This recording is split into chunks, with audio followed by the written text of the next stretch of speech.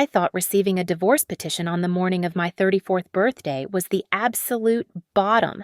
My husband claimed it was for my own good, citing my pregnancy as the cause of my alleged instability. But when a stranger interrupted his mother's party to hand me a black card, the room froze. They had just unknowingly triggered the final clause of my late father's will, handing me an empire worth $980 million. My name is Brielle Hartman, and for my 34th birthday, my husband gave me a digital copy of a legal filing titled Petition for Dissolution of Marriage. It arrived in my email inbox at 7 in the morning while I was making toast. When I tried to call Evan, the line clicked and went dead instantly. He had blocked me. A minute later, a single text message appeared on my screen, glowing with a cruelty that made my breath hitch. It's for your own good. I should have stayed in bed.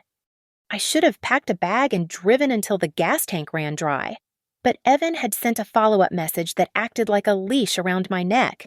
If you do not attend Mother's baby shower fundraiser today, my lawyer will frame it as instability and abandonment. Do not give the judge a reason to take the baby. So, I went. I drove my aging sedan up the winding driveway of the Lake Elms estate, fighting the nausea that had plagued me for 7 months. The invitation Darlene had sent me specified a theme of springtime pastels. I was wearing a soft, lavender wrap dress I had bought at a discount store, thinking it made me look maternal and soft. But as I stepped through the massive oak doors and into the ballroom, I felt the blood drain from my face. It was a trap. Every single woman in the room was wearing sharp, architectural black gowns. The men were in dark suits. I stood there in my cheap lavender cotton, looking like a confused child who had wandered into a funeral. I scanned the room, desperate for a lifeline. I saw Evan standing near the patio doors, holding a tumbler of amber liquid. He was laughing at something a venture capitalist was saying, looking relaxed, looking single. He saw me. I know he saw me.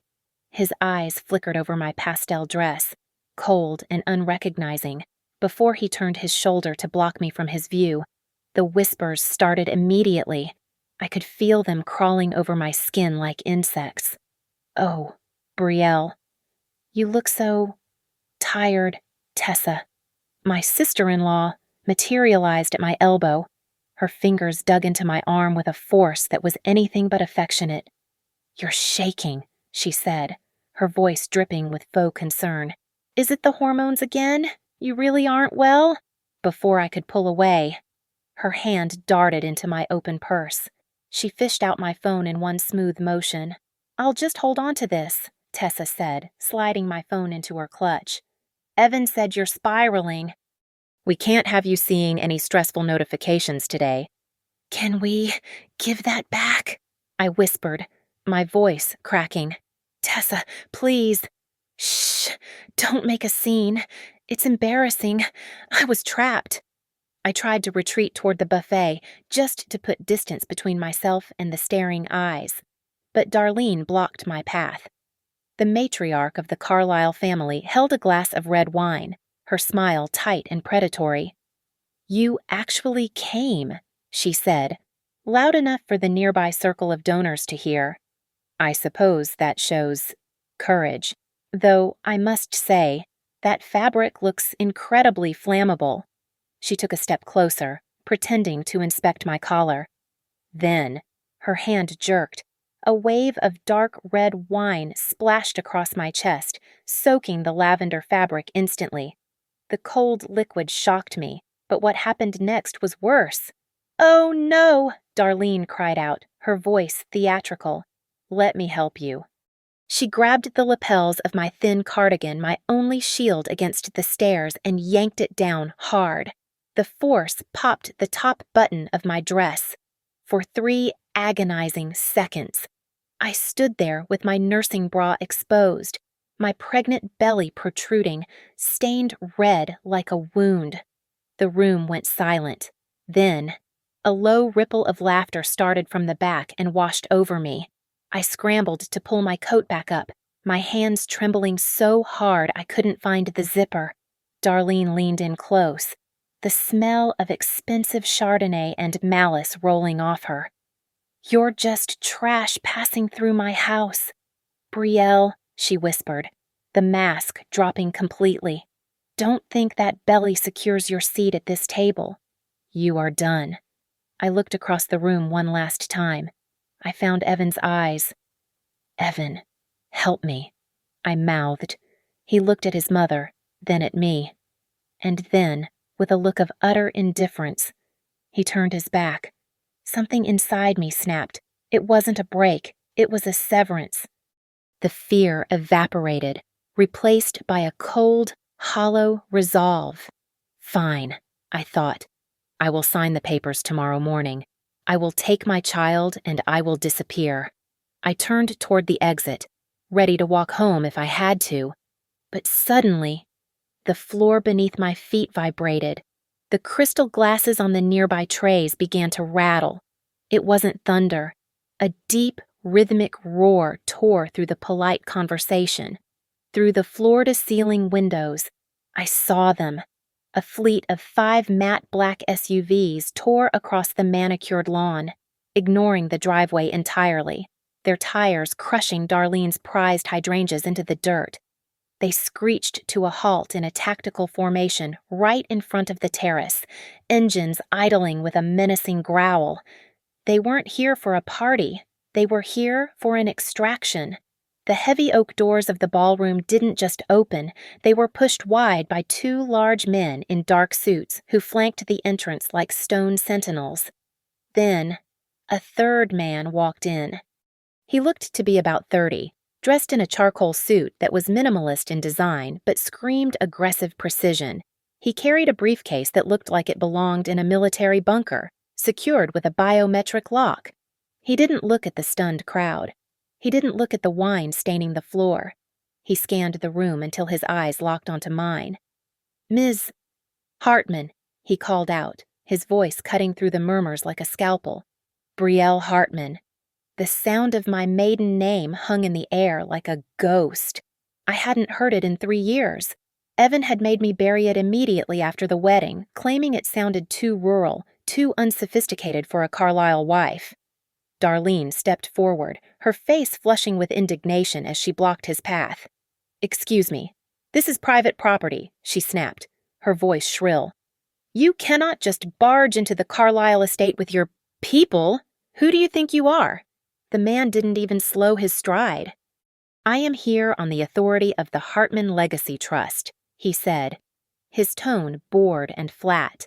"State and federal trespassing laws do not apply during an emergency asset extraction involving a primary beneficiary. Step aside, Mrs. Carlisle." He stopped 2 feet in front of me. Up close, I saw the intensity in his eyes. He wasn't looking at me with pity. He was looking at me like I was a package that was about to expire. I don't understand," I stammered, my hand instinctively covering my stomach. "Hartman. My father, he was just a mechanic." "I am Miles Kerr, lead counsel for the trust," he said, ignoring my confusion. "Your father passed away 4 days ago in Zurich under a protected alias. His death triggered a dormant clause in his estate planning. The assets were activated exactly 27 minutes ago. My knees nearly buckled. Dad was dead in Zurich. None of this made sense."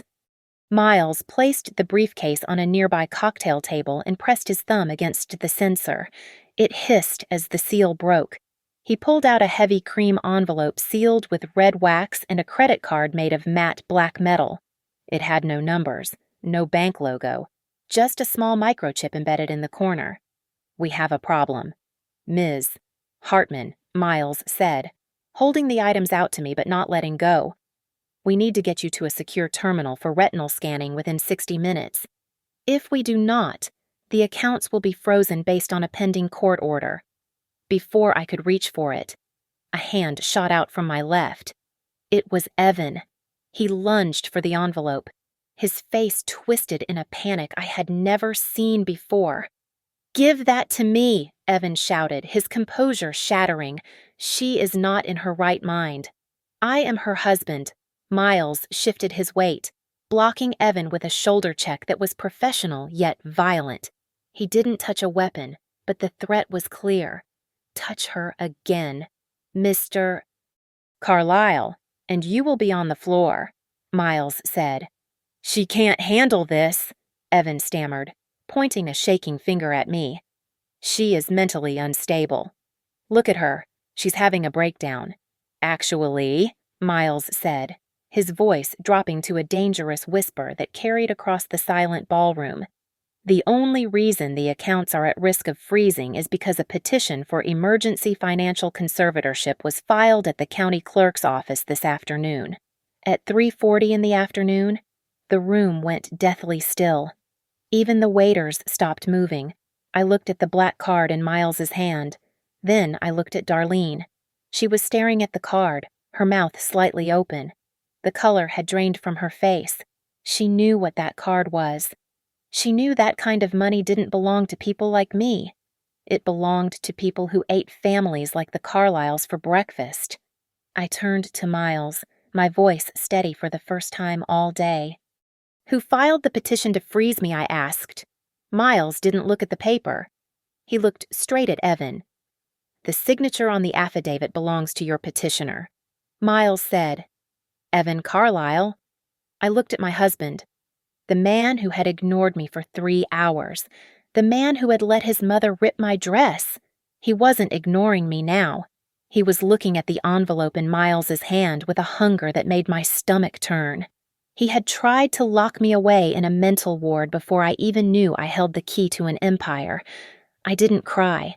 The tears I had been holding back since the morning simply evaporated, replaced by something cold and hard. I reached out and took the envelope from Miles. The paper felt heavy, expensive. I took the black card. It felt like a weapon. Ms. Hartman, Miles said gently. We have 54 minutes. I looked down at my feet, at the cheap heels that were pinching my swollen toes. Then I looked up at Darlene, who was trembling in her designer gown. Give me a pair of flat shoes, I said. Excuse me, Darlene sputtered. I said, give me a pair of flat shoes. I said, my voice rising, clear and sharp. I am done bleeding for this family. I am leaving. I have a spare pair in the car, Miles interjected. Good, I said. I turned my back on Evan without another word. Let's go. The interior of the SUV was silent and smelled of new leather and sterilized air. We were speeding toward a secure facility in downtown, a building Miles described as an architectural ghost with no signage and triple redundant security.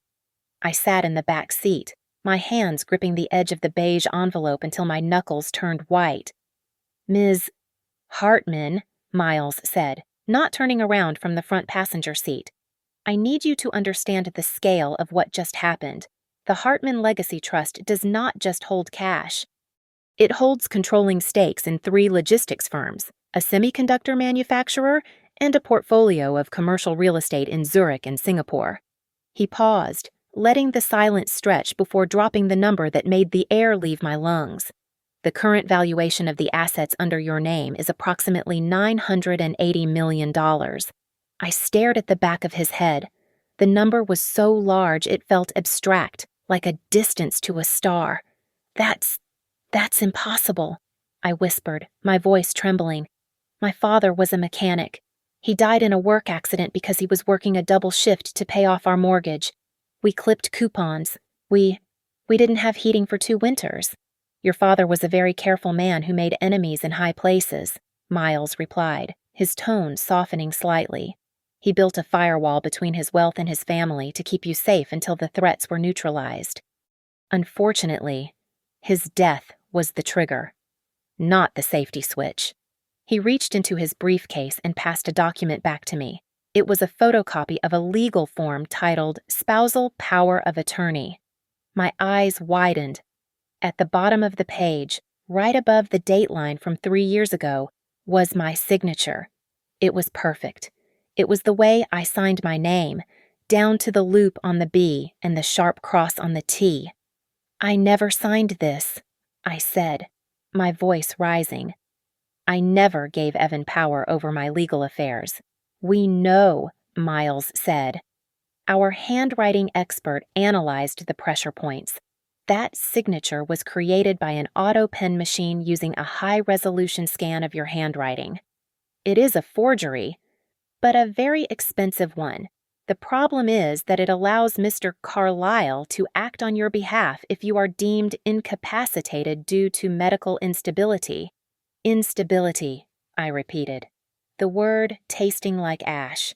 That's why he kept saying I was losing my mind. Precisely. If the judge signs the temporary emergency order based on this document, Mr. Carlyle will have full control over your person and your assets for 48 hours. That is enough time to drain accounts or vote on board resolutions that could dismantle your father's companies. Miles handed me a secure tablet. Log into your personal banking, he instructed. Do not use your own phone. I tapped in my credentials with shaking fingers. The screen loaded. My checking account, my savings, the small emergency fund I had started building for the baby, everything read the same number, $0.00. He emptied it, I said, staring at the screen. Everything is gone. Try your apartment security code, Miles suggested. I opened the smart home app. A red banner flashed across the top. Access denied. Key codes changed manually. I dialed the building's front desk through the app. The concierge answered after one ring. Jerry, it's Brielle. I'm locked out of the app. Mrs. Carlyle? Jerry's voice was stiff, uncomfortable. I'm sorry. Mr. Carlyle provided us with a court-issued temporary restraining order. He said it was for your safety. He said you were dangerous. I hung up. The tablet pinged with a new notification. It wasn't an email. It was a direct message to my cloud account from an unknown number. Check the message, Miles said. I opened it. There was no greeting. Just a block of text and a thumbnail of a video file. Sign the voluntary exit agreement. We will give you $5 million and full custody. If you fight, the full video from the party gets released. The world will see a crazy pregnant woman attacking her mother-in-law. You will lose the baby. I felt a coldness spread through my chest. It started in my heart and moved outward, freezing the tears that were threatening to fall. They had scripted this. The party, the wine spill, the insults. It was all a stage production designed to push me over the edge so they could film the crash. They wanted a hysterical woman. They wanted a victim who would scream and cry and look exactly like the unstable person described in their court filings. I looked up at the rearview mirror and met Miles's eyes. They are waiting for me to explode, I said quietly. They want me to go online and scream about injustice so they can screenshot it and show the judge. Yes, Miles said.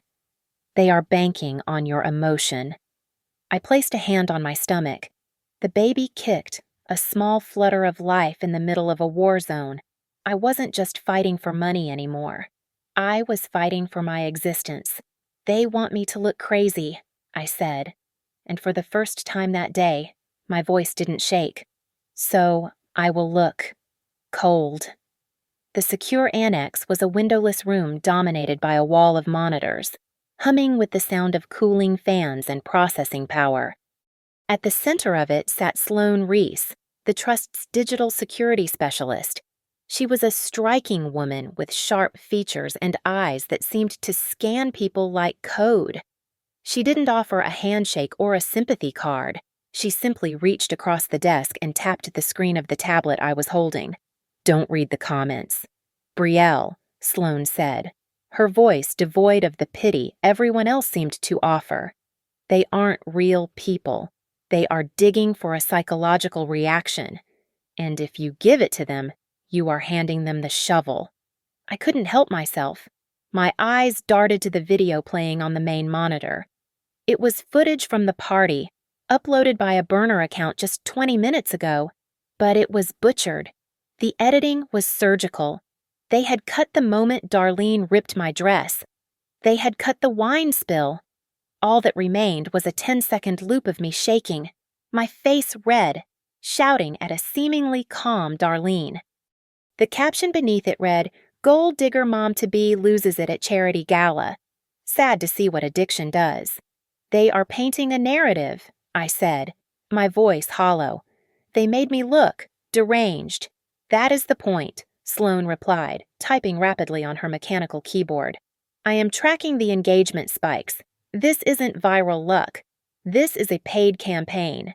See these clusters, thousands of bot accounts activated simultaneously to push keywords like pregnancy psychosis and unstable. These are the exact terms used in your husband's court petition. They are trying to prejudice the jury pool before we even get a docket number. We need the real footage," I said, looking at Miles, who was pacing in the corner. There were cameras in the ballroom. Darlene has security everywhere. "I already tried to breach the estate's local server," Sloane said, not looking up. The drives were wiped clean at midnight. "Darlene didn't just delete the files, she ran a military-grade scrubber over them. There is nothing left on those hard drives but static." I felt the air leave the room. Without that footage, it was my word against the combined reputation of the Carlyle family. And right now, my word was worth nothing. "However," Sloane said, hitting a final key with a loud clack. Darlene only scrubbed the internal system. She forgot about the perimeter. On the center screen, a new video feed popped up. It was grainy and shot from a high angle, looking through the glass doors of the terrace into the ballroom. It was dark, but the image was clear enough. "What is this?" I asked. "Peripheral security sensors," Sloane explained. "High-definition optical zooms installed in the trees lining the estate. They record continuously to an off-site cloud server." I watched the screen. I saw Darlene's hand grab my dress. I saw the violent jerk. I saw the fabric tear. And because the sensor had a directional microphone, the audio cut through the static, tinny but undeniable. "You're just trash passing through my house, Brielle." I let out a breath I didn't know I was holding. It was there. The truth. It wasn't just a memory haunting me. It was digital proof. "Post it," I said, my hands clenching into fists. "Sloane, upload it now. Show them what she did." "No." Miles's voice cut in sharp and immediate. He stopped pacing and walked to the desk. "If we release this online now, their lawyers will claim it is a deepfake generated by AI. They will muddy the waters, and the public won't know who to believe. We keep this, we authenticate the metadata, and we play it in court, under oath, where Darlene cannot hide behind a comment section." I looked at the video again, watching the moment my humiliation was captured. "Who installed these?" I asked, narrowing my eyes. Darlene would never authorize cameras that watch her own house from the outside. "She didn't." Sloane said, "An anonymous contractor installed them 2 months ago." "Who paid for it?" Sloane turned her chair to face me. "The trust paid for it. Brielle. It was executed based on a preset instruction from the original grantor." I stared at her, the realization washing over me like a cold wave. "My father," I whispered. "But he was in hiding." "He knew," Sloane said softly. "He knew eventually they would try to corner you. He anticipated that if you were ever at that estate, you would be a target. He didn't just leave you money, Ms. Hartman. He bugged the battlefield." I looked at the grainy image of Darlene's face, twisted in malice. My father hadn't just left me a shield. He had left me a trap. And the Carlyles had just walked right into it. "They think they are hunting a rabbit," I said, a strange calm settling over me. "They don't know they just stepped on a landmine." I stood in the center of the Grand Meridian's atrium, the polished marble floor reflecting the lights of the dozens of cameras waiting outside the velvet ropes. Miles had arranged for a brief press appearance. The strategy was simple. Show them I was not the hysterical, unstable woman stated in the court filings. I wore a crisp navy blazer over a white shirt, my hair pulled back in a tight, severe bun. I did not look like a victim. I looked like a CEO. Just as I was about to step toward the microphone, a voice called out from the side entrance. "Brielle." Oh God, Brielle. It was Evan. He rushed through the security line, breathless. His tie loosened just enough to look like a man who had been frantically searching for his wife. He held a blue folder in his hand. "Baby, please," Evan panted, stopping just short of me as Miles stepped in between us. "You're not well. You're confused. Just come home." He held out the folder. "I had the lawyers draw this up," he said, his voice dropping to a stage whisper intended for the nearby reporters. "It's a temporary care agreement. Just sign it so we can get you into a clinic. You need rest. Brielle." "The stress it's hurting the baby." I didn't back away. I reached into my pocket and silently tapped the record button on my phone. "Evan," I said, my voice calm and carrying clearly in the echoey hall. "Did you have this agreement drafted before the party, or after?" Evan blinked, thrown off by my composure. That doesn't matter. We just want you safe." "It matters to me," I pressed, locking eyes with him. "Did you plan to commit me before I even arrived at your mother's house?" He looked around nervously at the cameras, then leaned in close, his jaw tight. "Mom said we had to have it ready before, because she knew you would make a scene tonight. She knew you'd ruin everything if we didn't have a net to catch you." Got him. Premeditation. Before I could answer, the revolving doors at the main entrance spun violently. Darlene marched in, followed by 2 uniformed police officers. She pointed a manicured finger straight at me. "There she is," Darlene shrieked, playing the role of the terrified grandmother perfectly. "Officer! That woman is a danger to herself and my grandchild. She threatened to throw herself down the stairs. You need to detain her under the emergency mental health statutes immediately." The officers moved toward me, their hands resting on their belts. The crowd of reporters surged forward, sensing the takedown. "Ma'am, step away from the podium," the lead officer ordered, reaching for my arm. "Officer, wait." Sloane's voice cut through the noise like a whip crack. She stepped out from behind a pillar, holding a tablet high in the air. "Before you detain Ms.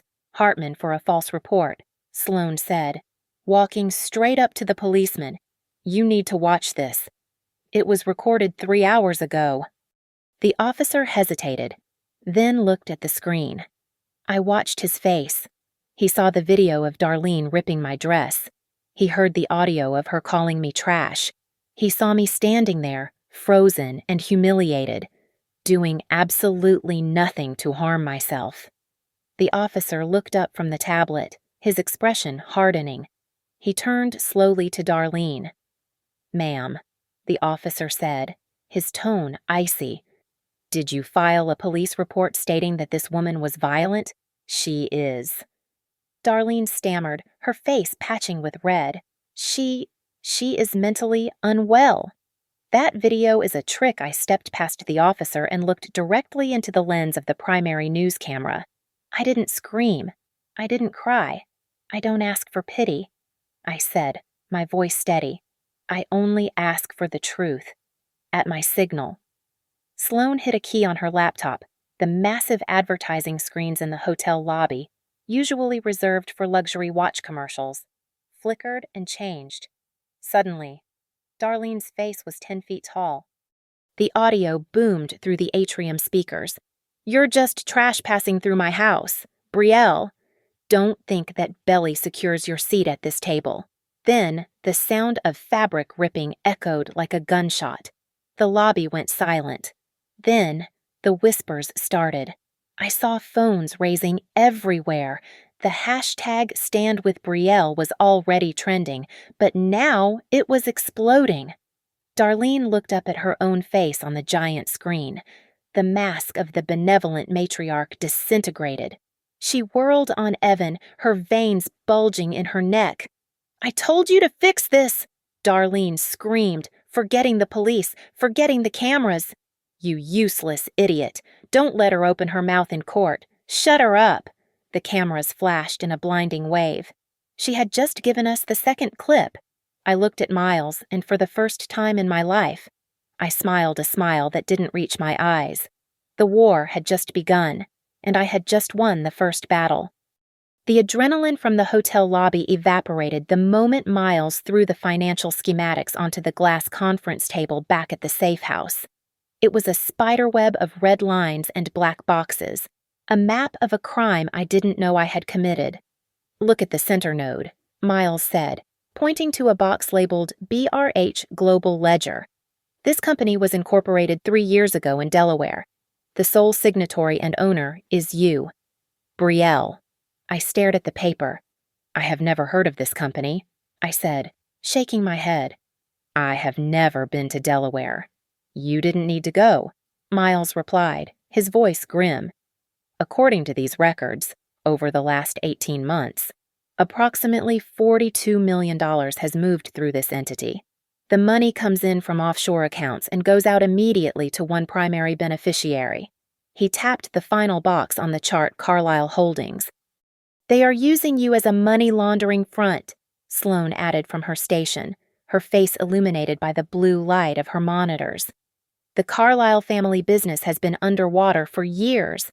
They are funneling dirty money through a shell company in your name to prop up their balance sheets.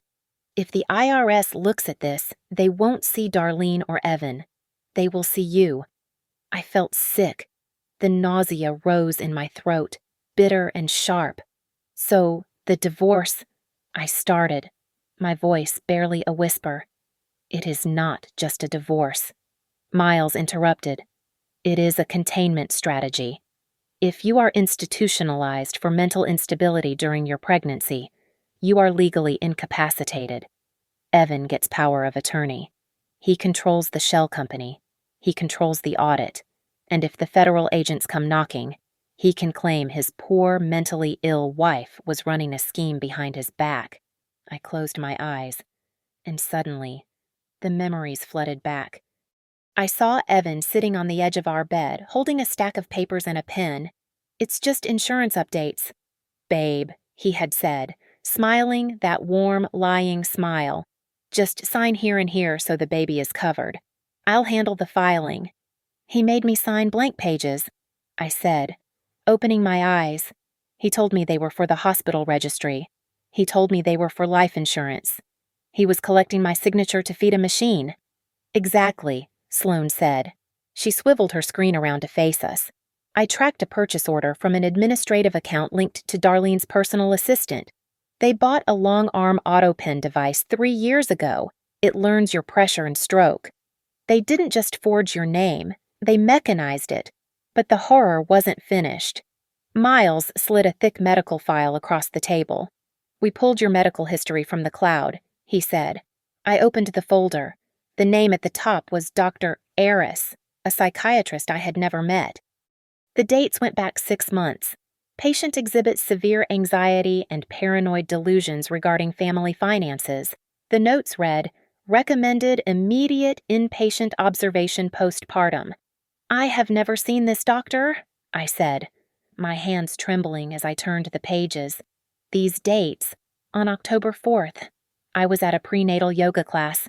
I wasn't in a therapy session. "They have been building a paper trail of insanity for half a year," Miles said. "The medical records, the financial crimes, the public humiliation at the party. It is a 3-pronged attack designed to lock you in a facility for 48 hours. Once you are in, they liquidate the trust, bury the shell company, and you stay in the ward until they decide you are lucid enough to take the fall." I looked at the documents. It was terrifyingly perfect. On paper, I was a criminal and a lunatic. "It's too clean," I said softly. "What Miles asked, it's too perfect," I said, looking up. "Everything relies on digital records. The bank transfers, the medical notes, the auto-pen signatures. It's all data. It's all things they could manipulate from a keyboard." I stood up, the chair scraping against the floor. "If they want a war, they can have one."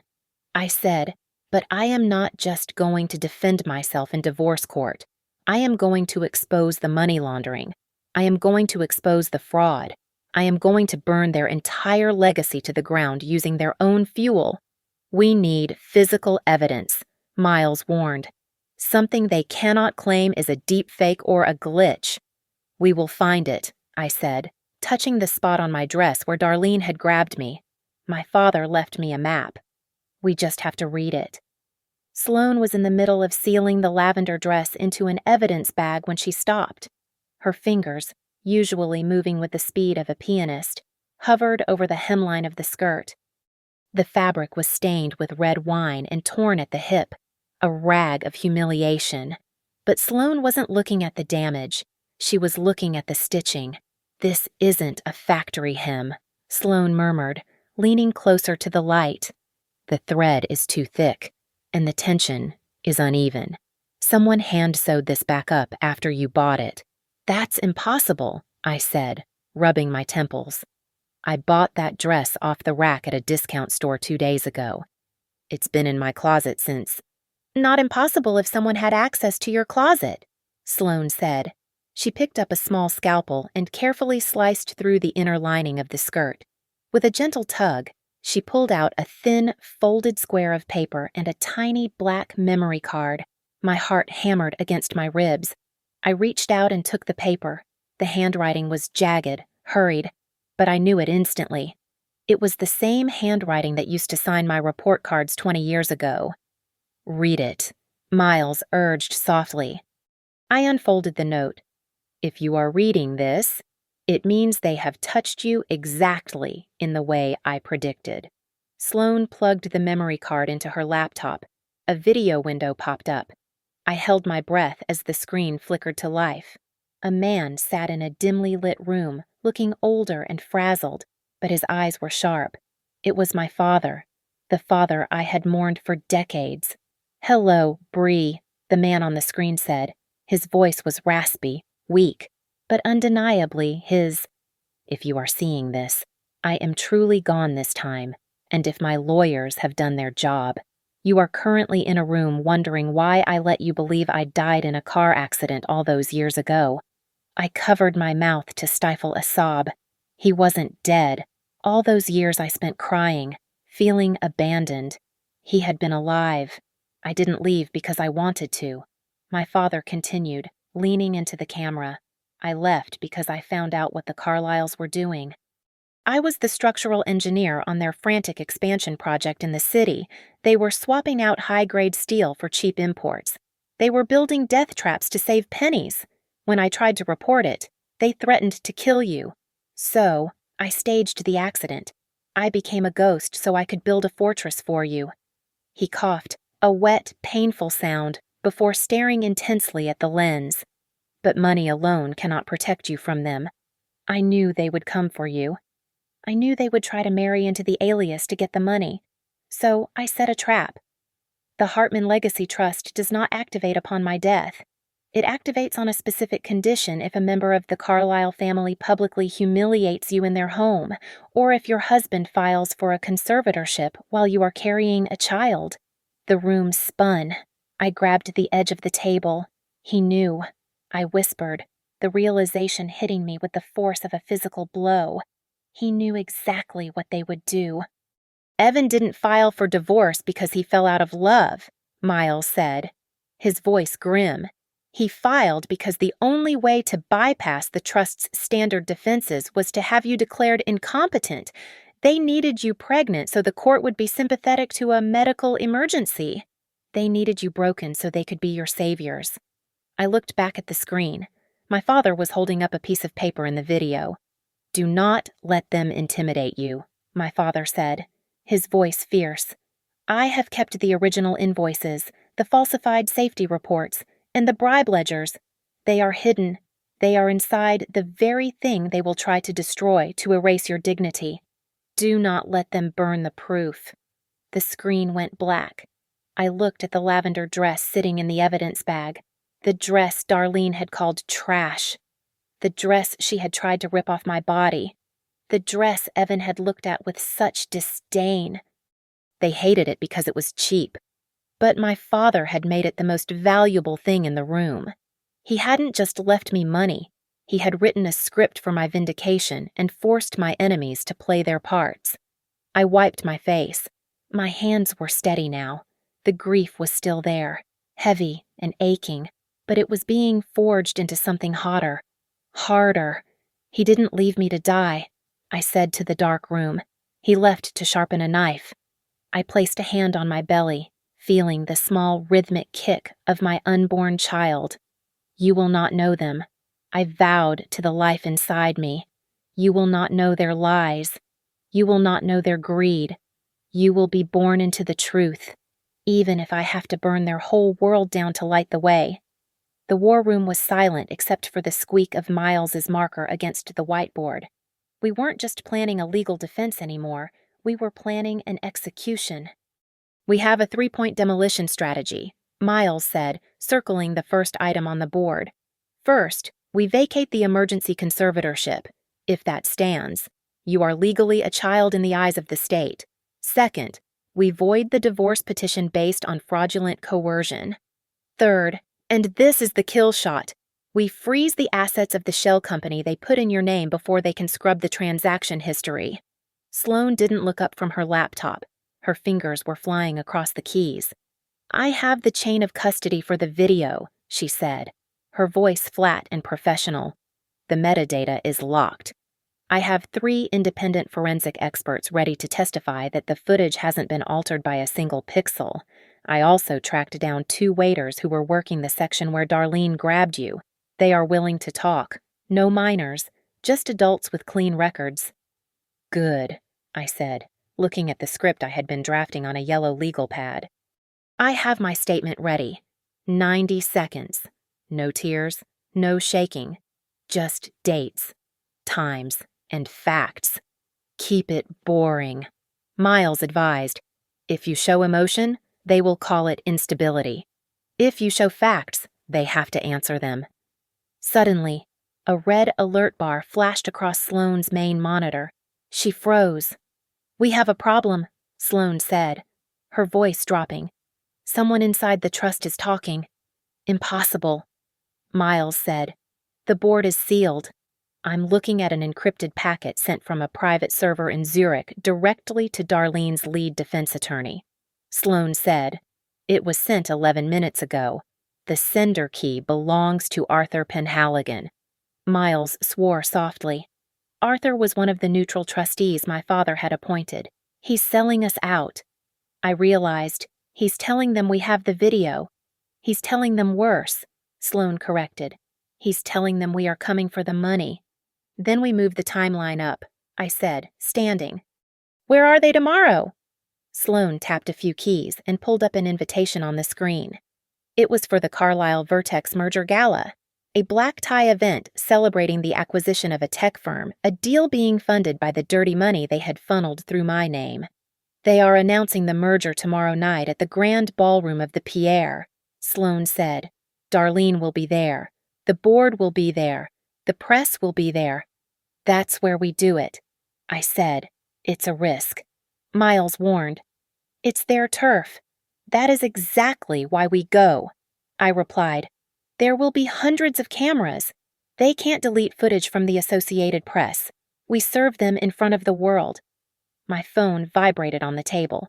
It was a number I didn't recognize, but I knew who it was.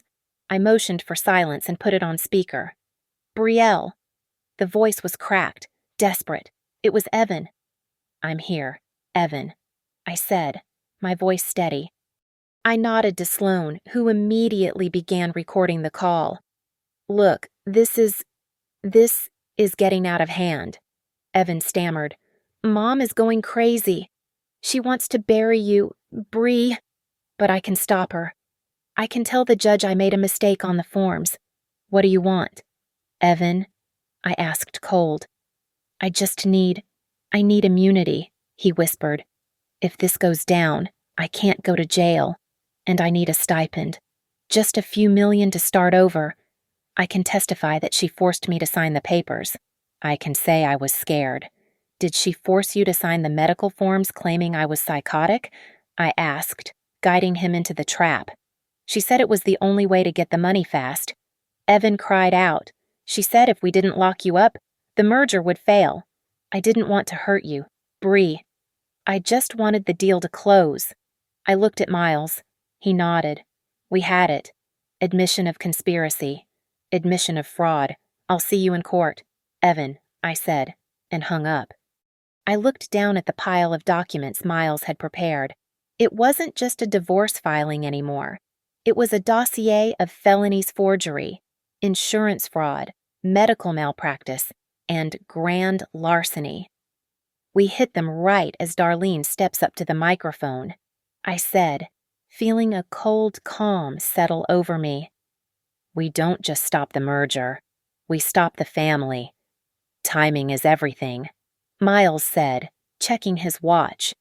We have 18 hours to prepare for the end of the Carlyle dynasty. The ballroom of the Pierre Hotel was a sea of black ties and diamond chokers, the air thick with the scent of expensive lilies and old money. I didn't enter from the side. I walked straight down the center aisle. I wasn't wearing the lavender rag Darlene had destroyed.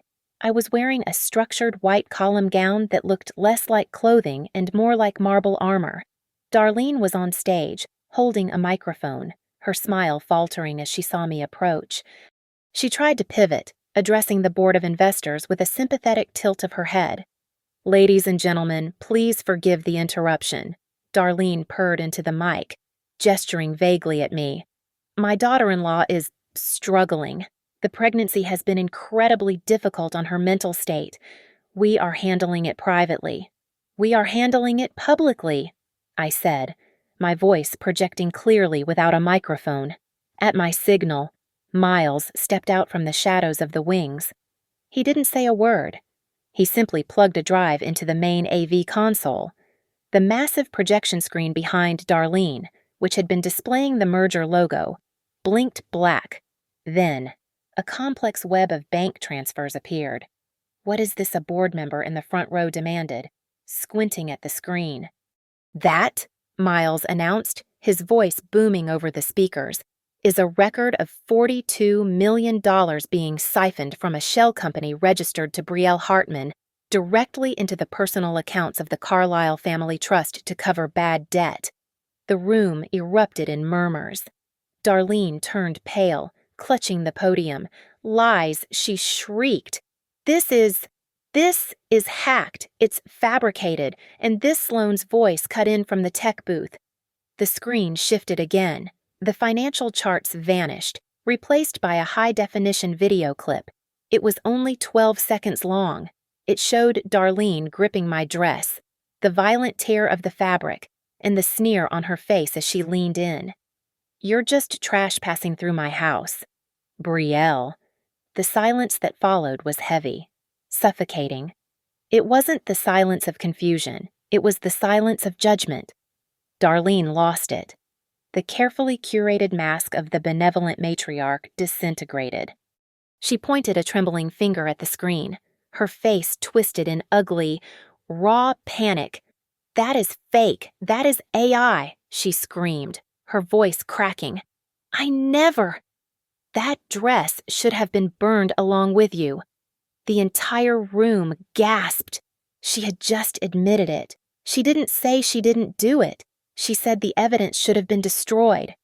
I stood tall, ready to deliver the final blow. But my phone buzzed in my clutch. Then Miles's phone buzzed. Then Sloane's. Miles looked at his screen and his face went gray. He grabbed my arm and pulled me away from the center of the room, towards the service exit. "We have to go," he hissed. "Now."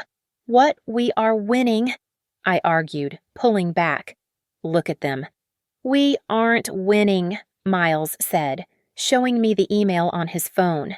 It was a court order stamped 3 minutes ago. Darlene's lawyers just filed an emergency motion claiming all digital evidence is deep-faked. The judge is old school. He just granted a temporary suppression order. "What does that mean?" I asked, my heart skipping a beat. "It means the video is inadmissible. The bank records are inadmissible. Unless we can produce the original wet ink trust documents with the notarized seal by 9 in the morning. The judge will grant the conservatorship. They will freeze you, Brielle. They will lock you out." We sprinted to the waiting car. The drive back to the safe house was a blur of terrified silence. I sat in the dark, my mind racing. Original documents. My father was paranoid, but he was smart. He wouldn't have left the most important papers in a bank vault that the Carlyles could access. I have kept the original invoices, hidden in the very thing they will try to destroy. My father's voice from the video played in my head. "The dress," I whispered. What Sloane asked from the front seat. "Darlene just said it on stage." I said, my voice rising with adrenaline. "She said the dress should have been burned. That's what they wanted to destroy. Not just to humiliate me, but to burn the proof." The hem, Sloane realized, her eyes widening in the rearview mirror. That's why the stitching was weird. We burst into the safe house. I didn't wait for gloves. I ran to the evidence table where the lavender dress lay inside its plastic tomb. I ripped the seal open. "Give me the scalpel," I ordered. Sloane handed me the blade. My hands were shaking, but I forced them to steady. Under the harsh white light of the desk lamp, I turned the tattered skirt inside out. I found the section of the hem where the thread looked slightly thicker, slightly darker than the rest. I pressed the blade to the fabric and sliced. There was a sound of tearing thread, and then something slid out. It wasn't paper. It was a thin, rigid tube of fabric, sewn to look like piping. I sliced the tube open. Inside, rolled tighter than a cigarette, was a sheet of material that looked like plastic but felt like money. "It's polymer," Miles breathed, leaning over my shoulder. "Waterproof, fire-resistant." I unrolled it. It wasn't a copy. It was a deed of trust, stamped with a heavy crimson seal and signed in blue ink. And right below it, a notarized affidavit admitting to the structural fraud, signed by the contractor who had supposedly died 10 years ago. "We have it," I said, tears finally pricking my eyes. "We have the gun." The clock on the wall of the Wexford County Courthouse read 8:58 in the morning. The air in the room was stale, smelling of floor wax and desperation. Darlene sat at the defense table, looking impeccably put together in a cream suit, whispering to her team of 3 lawyers. Her lead attorney stood up, buttoning his jacket with a smug air of finality. "Your Honor," he said, checking his watch, "we are 2 minutes away from the deadline. The plaintiff has presented nothing but viral internet clips and baseless conspiracy theories. We ask that the temporary conservatorship be granted immediately for Ms. Hartman's own safety." The judge, a gray-haired man with tired eyes, looked at Miles. "Counselor," the judge said, "do you have the original notarized trust documents, or are we done here?" "We are not done," I said, standing up before Miles could answer. I didn't walk to the podium with a briefcase. I walked up holding a clear plastic evidence bag containing a stained, torn lavender dress. Darlene let out a sharp, derisive laugh. "Is this a joke?" She scoffed. She brought her laundry. I ignored her. I placed the bag on the evidence table, pulled on a pair of white cotton gloves, and removed the dress. With the entire courtroom watching, I turned the hem inside out. I found the slit I had made the night before and pulled. Slowly, I extracted the tight roll of waterproof polymer. It unspooled on the table with a heavy, distinct sound.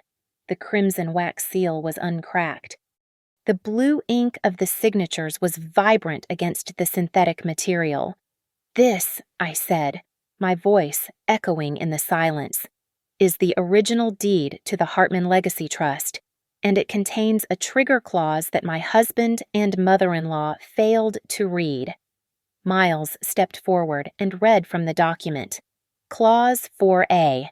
Miles recited, "If any member of the Carlyle family attempts to utilize legal guardianship, conservatorship, or divorce proceedings to strip the beneficiary of rights while she is carrying an heir, all voting power in the subsidiary companies transfers immediately to the beneficiary. Furthermore, all liability shields protecting the Carlyle family assets are rendered void." The court clerk stepped forward to examine the seal. He looked at the judge and nodded. "It is authentic, Your Honor," the clerk said. Darlene's face went the color of ash. She gripped the table, her knuckles white. That's not possible," she whispered. "He died in a car wreck. He couldn't have signed that. But I am not finished, I said. I placed my phone on the microphone stand and pressed play. Evan's voice filled the room, clear and damning. Mom said we had to have it ready before, because she knew you would make a scene tonight. She knew you'd ruin everything if we didn't have a net to catch you. The judge's expression turned from tired to furious. He looked at Evan, who was shrinking into his chair, and then at Darlene. This was premeditated, the judge stated, his voice like a hammer. You orchestrated a medical crisis to seize assets. The gavel came down with a crack that sounded like a gunshot. The petition for conservatorship is denied with prejudice. The judge ruled. The freeze on Ms. Hartman's assets is lifted immediately. Bailiff, seize all electronic devices from the defense table. I am referring this matter to the district attorney for an investigation into signature fraud and money laundering. No. Darlene screamed, standing up. You can't do this. Do you know who I am? Sit down, Mrs. Carlyle, the judge barked, or I will have you removed in cuffs. The hearing was over. As the courtroom dissolved into chaos, Evan rushed toward me. He looked frantic, sweat beading on his forehead. Bree, wait, he pleaded, reaching for my arm but stopping when Miles stepped between us. Bree, please. I was scared. She made me do it. I just wanted to protect us. He looked at my stomach. I'm the father, Evan said, his voice cracking. Don't cut me out. Please, I can change. I looked at him. I didn't feel love. I didn't feel hate. I just felt nothing. My child needs a decent father. Evan, I said coldly, my child does not need a corrupt asset manager. I turned away. I caught Darlene's eye across the aisle. She wasn't looking at me with contempt anymore. She was looking at me with pure, unadulterated fear. She knew the audit was coming. She knew the prison time was real. I placed a hand on my belly and exhaled. For the first time in 9 months, the air felt light. I had walked into a trap, but I had walked out with the keys to the cage. I pushed through the heavy doors of the courthouse and stepped out into the morning sun. The press was waiting, a wall of cameras and microphones. They shouted questions, asking about the money, the scandal, the empire. I stopped at the top of the stairs. I looked directly into the lens of the nearest camera. I didn't win because I'm rich. I said, my voice steady and strong. I won because I didn't let them write my life story. Thank you so much for listening to this story. I would love to know where you are tuning in from. So please comment your location down below and share your thoughts on Brielle's revenge. Don't forget to subscribe to the Lily Revenge Stories channel, like this video, and hit that hype button so more people can hear this story.